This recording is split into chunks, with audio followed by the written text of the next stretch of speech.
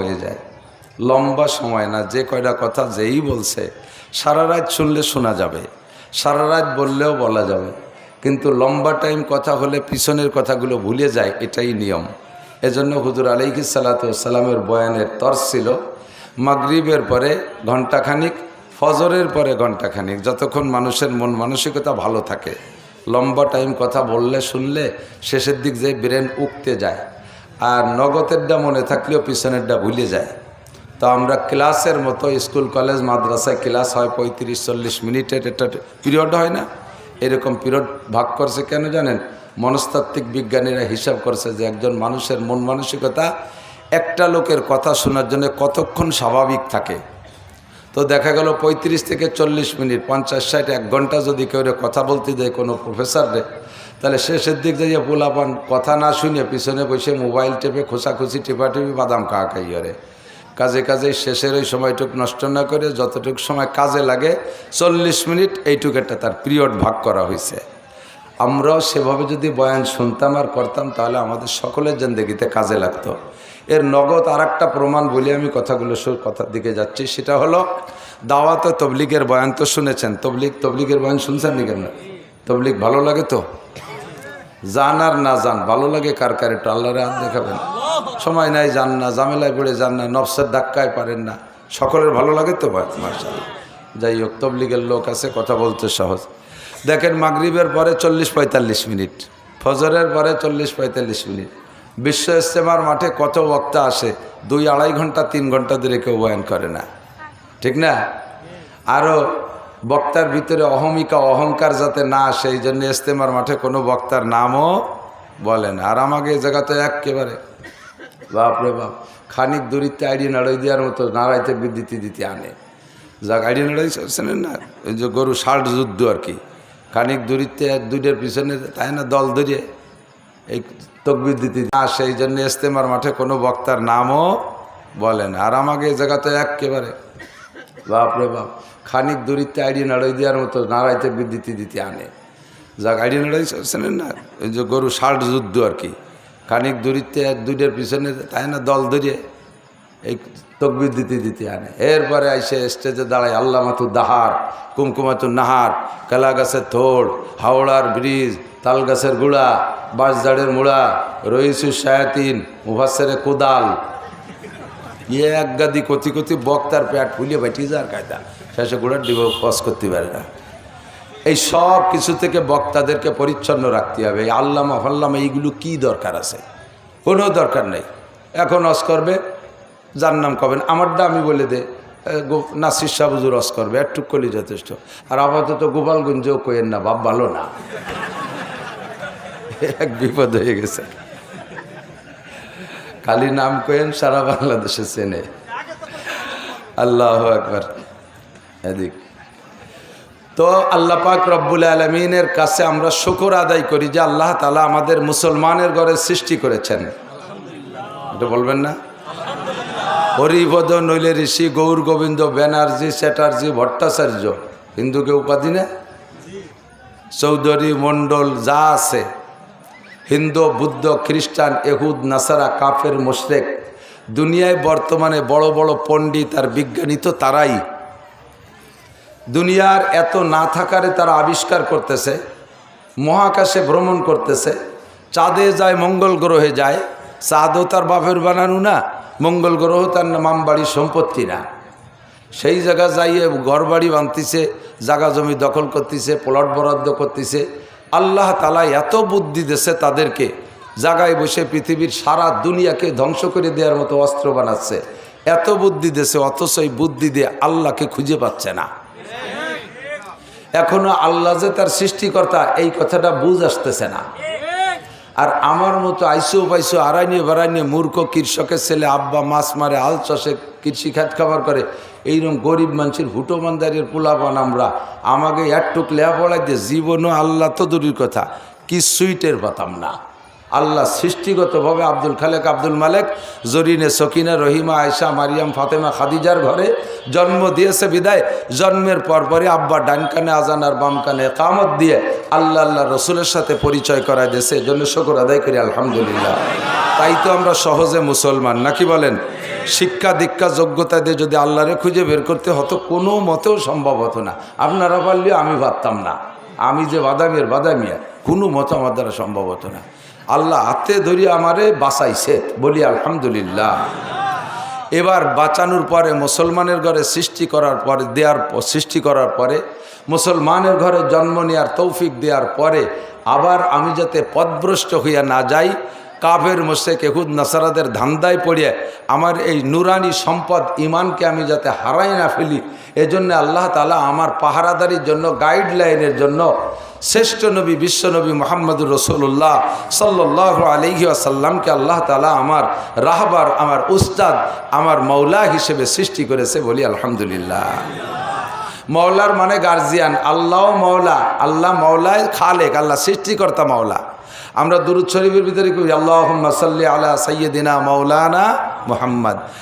মুহাম্মদ সাল্লাল্লাহু আলাইহি ওয়াসাল্লাম আমাদের মওলা, মওলা মানে গার্জিয়ান, অভিভাবক। তো এমন সুন্দর অভিভাবক আমাদেরকে দিয়েছেন যার তুলনায় অভিভাবক আর নবী জগতে আসে নাই আর আসবেও না। এজন্য আমরা শুকর আদায় করি আলহামদুলিল্লাহ। পাশাপাশি 104খানা আসমানি কিতাব আল্লাহ তাআলা মানব জাতির হিদায়তের জন্য দিয়েছে। এটা হলো আসমানি। এই যুবকরা আমার দিকে খেয়াল করো, তোমরা মনে হতেছে যে হুজুরকে দায়িত্ব আজ করে খাবে। আমরা কোনোদিন ওই স্টেজ ভাগে পাবো না, খালি খালি অত জরুরিভাবে শুনবো কেন? তোমরা একটু শোনো লক্ষ্য করে, পড়িয়ে লেগে মুনিশিওয়ার দিন শেষ। যা পাইছো হাতে মাল একখান, আর লেখাপড়ার বাস কোন জায়গায় দিয়ে বাস তা করলাম না, লেখাপড়ায় বাস হয়ে গেছে। কতক্ষণ পড়িয়ে লেখে আর তুমি মানুষ আর দিন শেষ। কমপক্ষে বড়রা ওলামাই কেরাম যারা একটু পড়াশোনা করে তারা পড়িয়ে লিখে গুছাইয়া স্টেজে প্লেটে করে দিয়ে দেয়, একটু খাইয়ে যেতে হবে। এই 10 প্লেটের থেকে গুছাতে একসময় তোমার একটা ছোট ব্যাগ ভরে যাবে। আমাকে ওই পাশে ছিল নসু বলদা, নসু পাগল, তাই বলদ কইতো আর কি, বলদা কত তারে সবাই। যে জায়গায় বিয়ে হতো আর জিয়াফত আর অনুষ্ঠান হতো সব জায়গায় নসু যাইতো। একে দিনে 5-7 জায়গা অনুষ্ঠান, সব জায়গায় নসু আছে। হাতে একটা জ্বালা কয়নি, মাটি দিয়ে আগে ধান সিদ্ধ করতে বানাইতো।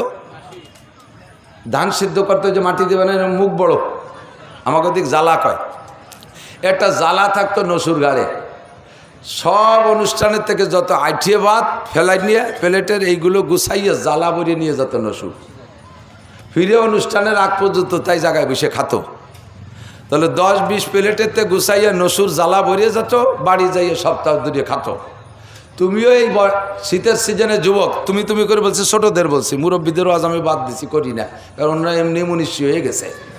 ট্যাং একখান কবরে চাকা পাংচার হয়ে গেছে, মরে বাপ সেলেসা শুরু হয়ে গেছে। এখন ওরা এমনি অনাসে তওবা হয়ে গেছে।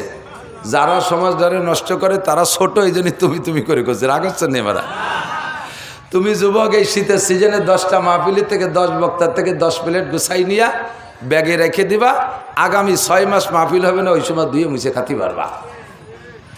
তো আল্লাহ তাআলা নবী রসুলকে পাঠিয়েছেন, সর্বশ্রেষ্ঠ নবী মুহাম্মদুর রাসূলুল্লাহ সাল্লাল্লাহু আলাইহি ওয়াসাল্লাম। 104খানা আসমানি কিতাব পাঠিয়েছেন, আমাদের শিক্ষা সিলেবাস। এটা আমাদের মানব জাতির সংবিধান, শুধু মুসলিম সংবিধান না, গোটা মানব জাতির সংবিধান। পাঠিয়েছে কে? আল্লাহ। আদম আলাইহিস সালামের কিতাব কে পাঠাইছে? সব কিতাব লৌহে মাহফুজের মধ্যে ছিল, সব কিতাব একটা একটা করে আল্লাহ তাআলা পাঠাইছে। তো সর্বশ্রেষ্ঠ কিতাব হলো আখেরি কিতাব কোরআনে কারীম, নাকি বলেন? এর মধ্যে কোনো একটা আয়াত সম্পর্কে আপনার সন্দেহ আছে? পুরোটার মধ্যে সন্দেহ আছে? এটা পরিবর্তনযোগ্য? এই কিতাবটা আল্লাহ তাআলা আমাদের জন্যই বরাদ্দ করেছেন। এই এক কিতাবই কিয়ামত পর্যন্তর জন্য যথেষ্ট, বলেন আলহামদুলিল্লাহ। তো যেই কিতাবটা কিয়ামত পর্যন্তর জন্য যথেষ্ট, এই কিতাবটা আদম আলাইহিস সালামের কাছে দিত, তাহলে সব নবীর উম্মত এই কিতাবের মধ্যে দিয়ে চলে যেত। এত ঘন কিতাবের দরকার কি? তাও 104 খান, 1 খান 2 খান না, 104খানা আসমানি কিতাব। এত কিতাবের দরকার কি? তো বলা হয় এত কিতাবের দরকার হলো সব ক্লাসের ছাত্রের যোগ্যতা একরকম না। কতক্ষণ? ছাত্র যেমন তার বইও, তার শিক্ষকও তেমন। রুহের জগৎ থেকে আল্লাহ তাআলা আদম আলাইহিস সালামের সময় 1.25 লক্ষ মানুষকে বের করে পাঠাইছে। তারা একেবারে পাতাড়িয়নের ছাত্র। পাতাড়িয়ন চেনেন? মুরব্বীরা চিনতে পারে। আমরা ছোটোবেলায় স্কুলে যেতাম, বেঞ্চ টেঞ্চ প্রথম ক্লাসে পাতাম না, তাল পাতার পাটি, দুই একজন একটু হয়টয় না করলে তবে না, ছিলেন না তাল পাতা পাটি? আর তাল পাতায় লেখছেন না, এই ক্লাসের নাম পাতায় বসা, পাতায় লেখা বলে ক্লাসের নাম পাতাড়িওয়ান। তো আদম আলাইহিসসালাম থেকে নিয়ে নূহ আলাইহিস সালাম পর্যন্ত এরা হলো পাতাড়িওয়ানের ছাত্র। একে যদি 4-5 বই দেয় তাহলে পারবে এরা? এই জন্য তাদের জন্য কেমন বই দরকার সেই রকম বই দিয়েছে, তাদের জন্য সেটা দরকার। এবং উস্তাদও যেমন ক্লাস 1-এর উস্তাদ কি এম এ ক্লাসে পড়াতে পারবে? আর এম এ ক্লাসের উস্তাদরে কি 1-এ দিলি সে পড়ায়, সে কি চাকরি করবে? কাজেই ওই সময় ছাত্রও যেমন, নবীও তেমন, বইও তেমন। ধীরে ধীরে উন্নতি হতে তালে আছে, আস্তে আস্তে আস্তে আস্তে এখন সারা দুনিয়ার ঈসা আলাইহিস সালাম পর্যন্ত মাস্টার্স ক্লাস শেষ, ক্লাসের লেখাপড়া ঈসা আলাইহিস সালাম পর্যন্ত শেষ। এরপরে ঈসা আলাইহিস সালামের পরে মিস্টার আবু জাহেলের থেকে শুরু হয়েছে বিসিএস ক্যাডার। এর জন্য ওই 1 2 3 4 5 6 7 8 9 10 আর IABM এর বই দিলি এই উম্মতে তৃপ্তি পাবে না। এই উম্মতের জন্য ওই কলেজের হাই স্কুল আর প্রাইমারি কেজির শিক্ষক দিলেও এদের চাহিদা পূরণ করতে পারবে না। এই জন্যে আল্লাহ তাআলা বাছাই করে 104খানা আসমানি কিতাবের মধ্যে এমন একটা কিতাব আপনাদের জন্য রেখে দিয়েছে, যেই কিতাবটা BCS ক্লাসের জন্য প্রযোজ্য। এ উম্মত কম্পিউটার বানাবে, এ উম্মত ক্যামেরা বানাবে, এ উম্মত মাইক বানাবে, এ উম্মত রকেট বিমান বানাবে, এ উম্মত ক্ষেপণাস্ত্র বানাবে। এত বড় পণ্ডিত উম্মত 6 মাইল মাটির নিচে কি আছে তা কতি পারবে? মাটি ধরিয়ে শুয়ে কয় যে এই জায়গা 22 তলা দালান হতে পারে, মাটি একটু হাতে নিয়ে কয় এই জায়গায় যে বড় ব্রিজ হতে পারে, আর এক মুঠ নিয়ে কয় না এই জায়গায় যে বাঁশের চারও দেওয়া যাবে না। এত বড় পণ্ডিত উম্মত, এগে ওই আগের বই কিতাব দিলেও চলবে না, আগের নবীকে যে ভড়ালেও এরা সে নবীকে ভড়াই ছেড়ে দিতে পারবে। এই জন্য এমন নবী দেওয়া হবে যেই নবীর সামনে কেউ মুখ খুলতে পারবে না, যেই নবীর সামনে এমন একটা কিতাব দেওয়া হবে যেই কিতাবের সামনে কেউ হা করতে পারবে না। নবীর নাম বিশ্ব নবী মুহাম্মদুর রাসূলুল্লাহ, আর কিতাবের নাম আল কোরআন। কথা বলেন ঠিক ঠিক না? আপনারা BCS ক্যাডার, বলেন আলহামদুলিল্লাহ। আল্লাহ তাআলা কবুল করুক, বলেন আমিন। এই কোরআনে কারিমটা 1500 বছর আগে দুনিয়ায় নাজিল হয়েছে। খুব এই কথাগুলো একটু বুঝে নিতে হবে। কোরআনে কারিম 1500 বছর, 1400 বছর আগে দুনিয়ায় আসছে, 1450 বছর। ওই সময় IABM ম্যাট্রিক পাসের কোনো ছাত্র ছেলে বলে মনে হয়? আমার 70-75 বছরের বুড়ো বাপ চাচারা যারা আছেন তারা বলেন আপনাদের আমলে এই গ্রামে কয়টা ম্যাট্রিক পাস ছিল? আপনার দাদাকে কাছে শুনিয়ে দেখেন এই এলাকায় 5 পাস কয়টা ছিল, তার দাদাকে কাছে শুনিয়ে দেখেন 1 পাস কয়টা ছিল। কোথায় থাইয়ে ম্যাট্রিক আর IABM? তাহলে এমন একটা মূর্খ আর বর্বরতার যুগে কোরআন শরীফ নাজিল হয়েছে, যে সময় ক ব ট লেখাপড়ার কেউ ছিল না। চরম মূর্খতা এবং বর্বরতার চরম সীমা। বাপে নিজে জীবিত মেয়েকে জবাই করে অথবা জীবিত অবস্থায় কবর খনন করে দাফন করে দিত। মায়ের সাথে সন্তানে জিনা করে, মানে তা ভাষায় ব্যক্ত করা যায় না, এত নিচেই চলে গেছে। সেই মূর্খদের মধ্যে এই কোরআন শরীফটা নাজিল হয়েছে। এই কোরআন শরীফ সেই মূর্খদেরও যেভাবে কন্ট্রোল করে রাখছে, ওই মূর্খদের মধ্যে কোরআনটা যেমন চলতো, এখন বর্তমান সেই দুনিয়ার শুরু থেকে নিয়ে আদম আলাইহিস সালামের শুরু থেকে নিয়ে আজকে পর্যন্তর ভিতরে শিক্ষা দীক্ষার সর্বশীর্ষে আছে আপাতত সময়টা। ভবিষ্যতে আর কি হবে জানি না। আপাতত পর্যন্ত শিক্ষা দীক্ষার সর্বশীর্ষে আছে। এত বড় শীর্ষস্থানীয় শিক্ষিতদের সামনেও কোরআন শরীফ ও সময় যেমন চলতো এখনো সেরকম চলে। ও সময় যেমন এখনো তেমন, সেই তার সংবিধান সেই 1500 বছর আগে মূর্খদের মধ্যে যেমন চলতো এখন পণ্ডিতদের মধ্যেও চলে। আল্লাহ তাআলা সেই সময় বলে দিয়েছে লা তাবদীল লিকালিমাতিল্লাহ, আমার এই সংবিধান পরিবর্তনযোগ্য নয়। তোমাদের সরকার পাল্টে যায় আর তোমাদের সংবিধান পরিবর্তন করো, সংশোধন করো। বিএনপি এলা করে গেছে, আমলিগ এসে মন মতো কতগুলো করিয়ে টরিয়ে 16 বছর চালাইছে। এনাদের পতনের পরে আবার ইউনূস কাকা এসে কয় না ওগুলো হবে না, কাটিয়ে সাটিয়ে ঠিক করতে হবে। আবার কাটিয়ে সেটি ঠিক করে তুই কার হাতে যাবে? সে কবে না উনি একদিন দেশে ছিল না, ও কনে ছিল আইসে দেশের অবস্থা বোঝে না, কি লেট হয়ে গেছে, ওই তো কটা কমাতি বাড়াতে হবে। তাহলে মানুষ মানব রচিত সংবিধান পরিবর্তন হয়। আর আল্লাহ রচিত সংবিধান কোরআনে কারীম বিসমিল্লাহির রহমানির রহিম আলহামদুলিল্লাহি রাব্বিল আলামিন থেকে নিয়ে মিনাল জিন্নাতি ওয়ান নাসের সিন পর্যন্ত একটা হরফও পরিবর্তনযোগ্য নয়, একটা নুক্তাও পাল্টানোর দরকার নাই, একটা মাসালাও পাল্টানোর দরকার নাই, একটা আয়াত পাল্টাই ও জায়গায় আর একটা কিছু ঢুকানোরও প্রয়োজন। এবং পরিপূর্ণ। কোনো জায়গা ফাঁক নাই, সেই জায়গাটা আঙ্গুল ঢুকোবা, কোনো জায়গায় একটু বাড়িয়ে গেছে সেইটুকু কেটে ফেলাই দেবা, এরকম কোনো সুযোগ নেই। এ কথাগুলোর পর বিশ্বাস আছে না নাই?